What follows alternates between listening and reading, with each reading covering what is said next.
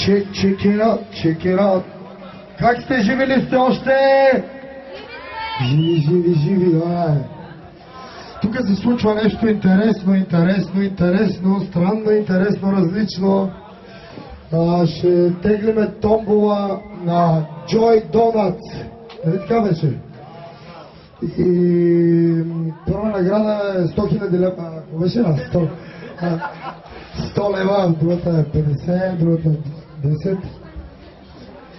Значи всеки, който е участвал в томболата, попълнил си коректно листчетата, ще се свържем с него, ще получи имейл, всеки ден ще получи видеозапис на теглянето на томболата.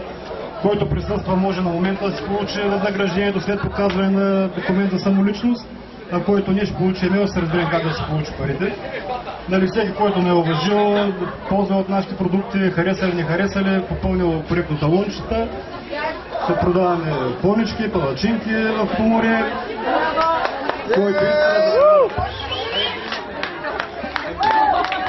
Някой да дойде, някоя хубава жена от харема, да дойде да изтегли томболата. Чакай. Аз не съм! Айде.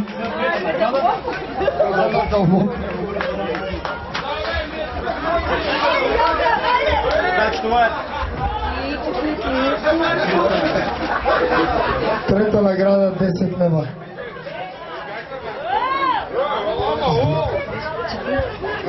Стара Загора, Дончо Валерия. Анчо или Дончо?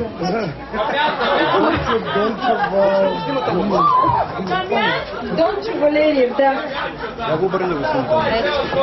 Дончо Валериев от Стара Загора получава награда от 10 лева. Next one. Втората награда 50 лева. Перник, Ваня Велкова.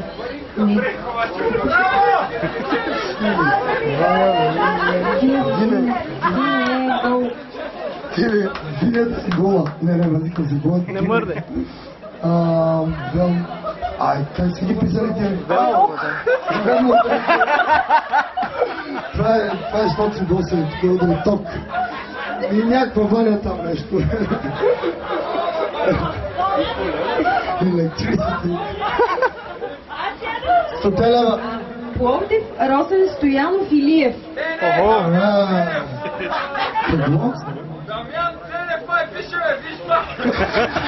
Пиратите се връщат. Ами това е. Alright, thank you.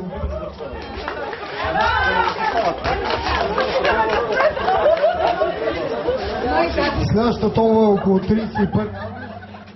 Пак трябва да съвпадне с тяхното представление. По време на тяхната почивка ще изтеглиме втората томба за годината. Това беше първата. Надявам се, няма много разочароване. Но който е спечелил, ще ги получи. Следващата около 31 август. И който иска, също може да участва в томбата, ако се регистрира на сайта на joydonuts.com, който тогава имаше двама регистрирани, понеже времето беше малко кратко.